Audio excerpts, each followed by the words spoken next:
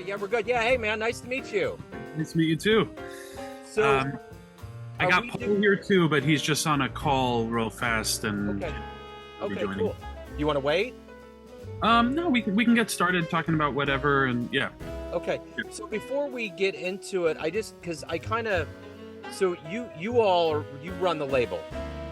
correct. Okay, all right. Just want to make sure that I had everything down, and then we'll kind of peel back the layers on that. So, um, Yeah, before essentially, Paul owns the club where we are now and the label, and I manage everything having to do with music at the club and also produce the records on the label. So he and I work really closely together on both okay, projects.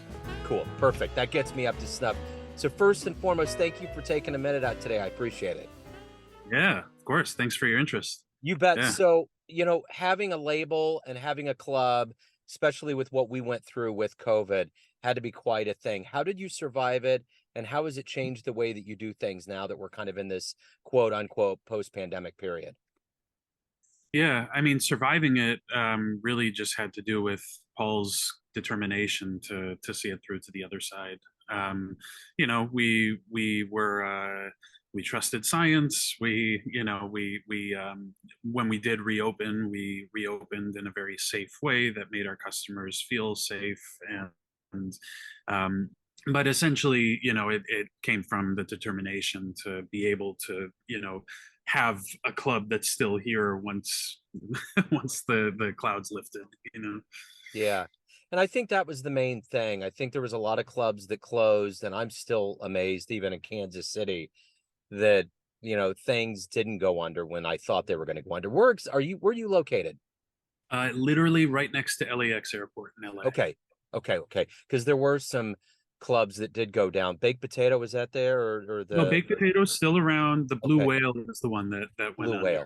That's which right. was really Okay. unfortunate. It was a really incredible space, and that was kind of our east side. I don't know how well you know the LA geography, but downtown is pretty far east, and we are very far west. So in a way, Right. it was really great to have these two places coexisting for a while prior to COVID, and Yeah. then To kind of balance change things that. out. Yeah. You know. Kansas City's kind of spread out like that. We're rather wide and far reaching. So talk to me a little bit about how you two came together. How did this whole venture begin? Kind of funny. So Paul is in real estate, and a project that he was involved in and also lived in, he actually was my dad's neighbor at. So my dad still lives in that building. So he became friendly with Paul. This was probably like, I don't even know, 12 years ago, maybe 12, 13 years ago. And, it turned out, oh, my neighbor likes jazz. I'm going to go. I'm a musician. So, my dad was, oh, I'm going to take my neighbor to hear you play. And, so I meet this guy, have a nice talk. I don't see him for 6 years. He gives me a call completely out of the blue. Hey, I'm opening a place, a bar next to LAX.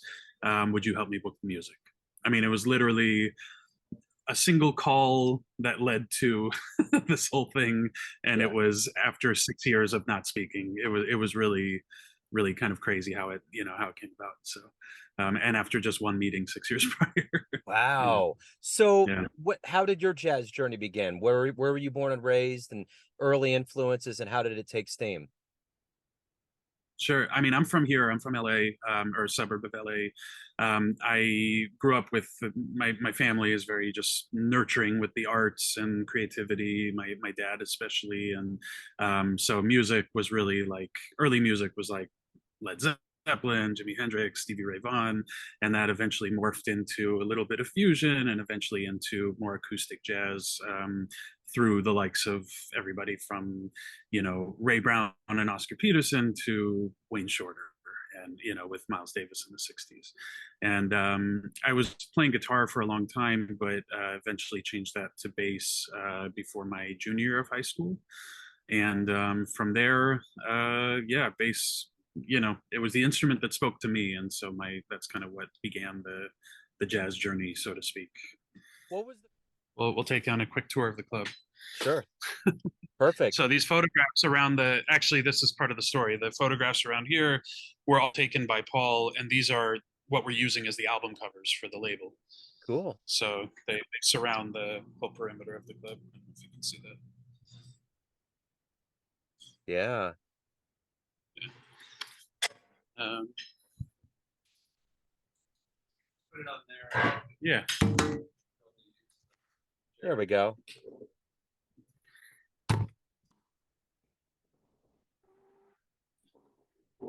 Perfect.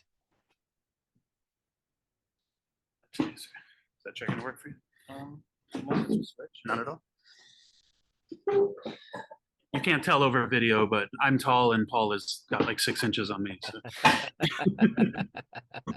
Struggle in these small chairs. It'd be cool if you can see the drum between us. Sure. It has the logo of the club and stuff. There we go. Now we got the ambiance. So yeah, Paul, how did you Even survive? the piano. There's a piano there too. Yeah, I see it. Yeah. Just me. There you go. I don't Okay. know. You can't see the logo though. You got it. There we go. Drums. You got Okay, drums. we got it. Not piano. Perfect. So how did you survive the pandemic? How did you get through it? Yeah. And Well, we turned into a streaming club where musicians were playing from their homes. We called it the solo sessions, and we had a tip jar, and money went to the musicians and money went to the furloughed staff of the club, and we just closed the door and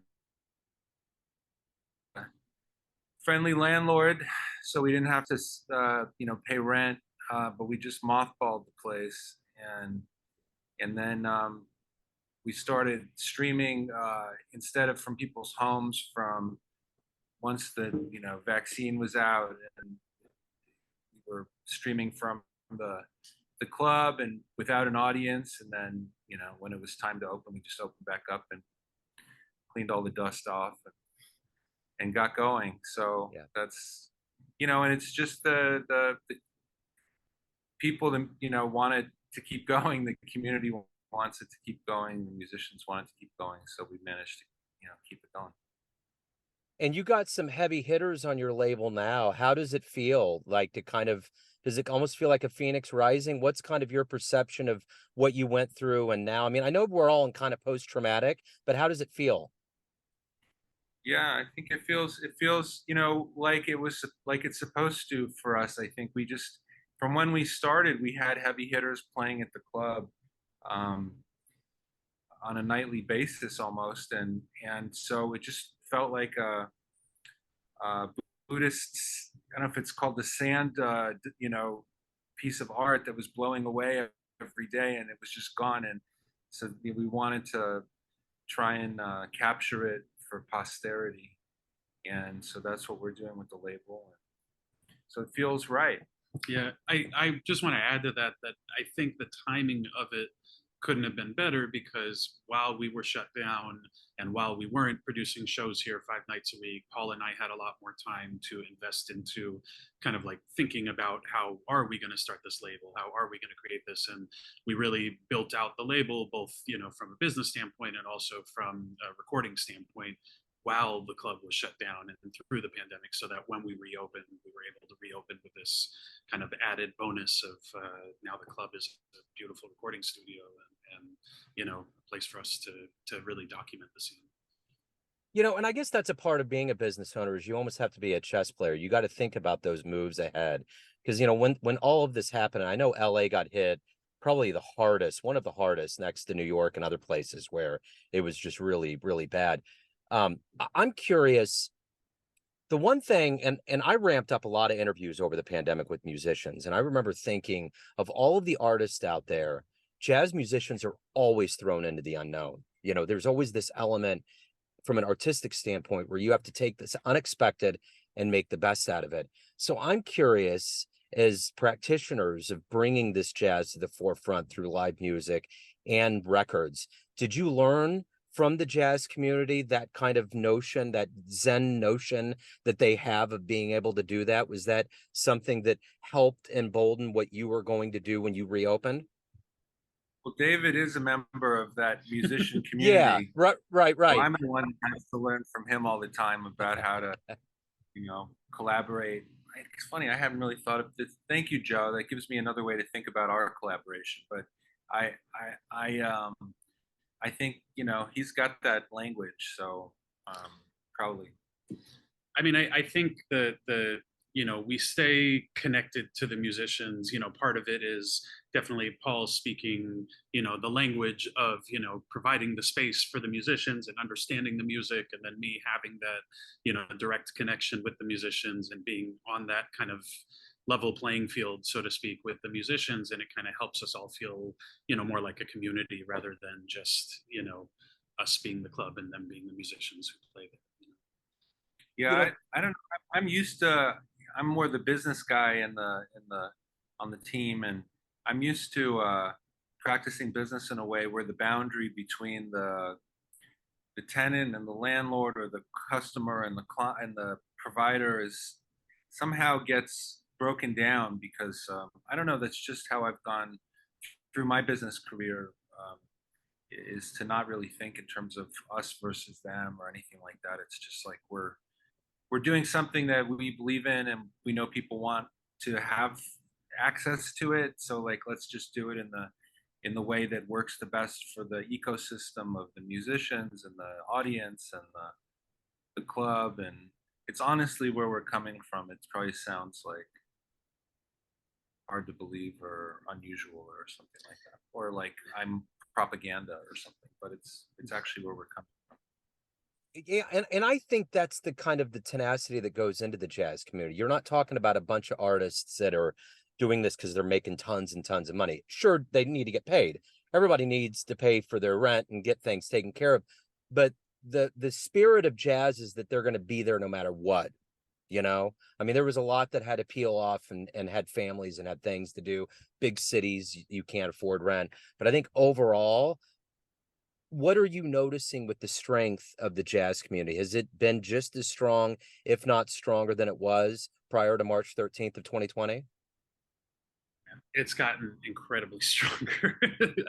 LA in particular. I mean, I can't really speak so much to other cities at this point, but I've lived on both coasts. I've lived in both LA and New York, and I've seen both scenes change over time.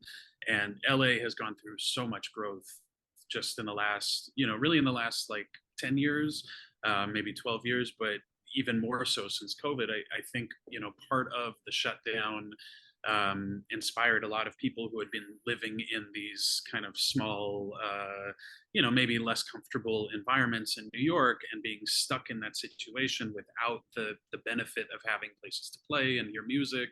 All of a sudden, they realized like maybe there is, something a little more comfortable out there where I can still have that musical element. And so a lot of people relocated to LA, and oh my god, I mean they're here all the time. It's like literally every week on our calendar we have at least 2 or 3 players who are new to the scene, which is Yeah. Yeah, incredible. yeah, You and the know? young folks are definitely coming up through the scene, and it's so interesting to see the young people, Yeah. young bass player, young sax player emerge. I'm thinking of Jermaine Paul on the bass, or Devin Daniels on the sax, and there's like a number of other people. There's just two that Dave and I were talking about earlier. But I've also heard. I was talking to our counsel, Phil Wild, who lives in New York, the other day, and he was saying that the New York scene is so strong. There's so many young players, and he was just saying kind of what we're saying about the LA scene. He's saying about the New York scene, and so that I thought, we thought I'm like we're in our bubble here. We're like, oh, the LA scene is where it's at. Right. But he's feeling like the New York scene is where it's at. So it sounds healthy to me. At least those two. Yeah. Well, and that's the temperature I'm getting from everybody, whether it's in Wisconsin or here in Kansas City. So my question to you is, in one of the clubs that we have here is the Green Lady Lounge, and I always call it the vampire lair. You walk in, everything's there, the windows are covered, it's kind of a red glow. It's where the vampires would come. But it's such a hip club, and they have their own label, and they have their own station and they kind of do their own thing, a lot akin to what you're doing. So if you right now were to sell me what you're doing, not so much with your label because people want the music and they're going to find a way, but more for your club. How right now would you sell somebody coming to LA trying to fill their itinerary and they really like jazz? How would you sell them into your club? The easiest sale is if somebody's, landing here or taking off. We just happen through fate to be right at the entrance to LAX. We're like probably the best airport adjacent jazz club in the world. You can walk It's a strong proverb. you can walk into the airport, literally walk. It seems odd in a place like Los Angeles, but it's like a block, 2 blocks, short blocks, not even long blocks. So but you don't hear the planes inside the club. We have thick glass, and the way that they take off and land, the sound doesn't come over here. But so that would be one thing is, you could start your trip to LA or end your trip to LA here at Sam First, and it's a great way to ease your way off the plane or onto the plane. And then, we have the room is cool, the vibe is cool. I mean, I feel like it's like danger of tooting on my own horn, but it's like any, kind of great jazz spot in a major city in the world. There's something that's I don't know, urbane, or and like just you don't know, you're gonna meet cool people, and it's very real. It's like relaxed, but it's like serious place. It's for adults. The music's great. Like any night, our thing is that we really book the club to hear people that we want to hear, and we won't book people that we're not that sort of excited to hear. So you can kind of close your eyes and show up on any night, and the music's going to be really high quality. Which just for me, in the past, it's like, how do you know if you're going to a live music place? Like, if you don't know all the names and the people, is it going to be good? In some places that you just have, like it's probably gonna be really good, whatever the particular style of the music is. And so I think we're one of those places. So obviously this love affair with live music has to start somewhere. What was the first live gig, live show, jazz related, that you saw that blew you away? You have a quick answer to that? God, I have too many that I'm trying to think. The first 2 really great shows I saw were so great, and I didn't know how great they were, and I left at the intermission because I thought it wasn't great, and then years later kicked myself for it. So I won't tell you what those are. But I would say, actually, you know what, as a bass player, one of the most influential shows, 2 of the most influential shows, were within about a span of a month, I got to hear Christian McBride with his band when he was touring with the Sci-Fi Band. It was absolutely incredible, and it was still Rodney Green on drums. It was great. And then the same year, I got to hear Ray Brown, and it was right before he passed.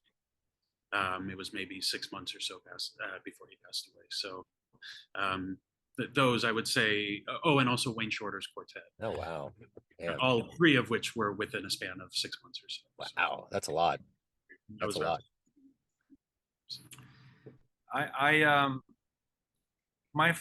One of the first memories I have was a place, and I don't remember, it wasn't even jazz. It was, but it was jazz adjacent. It was a place in Winnipeg, Manitoba. When I was a teenager, I had family up there, and we'd go up, and this band was playing a cover of "I'll Take You There" by the Staple Singers, and I'd never heard that song before.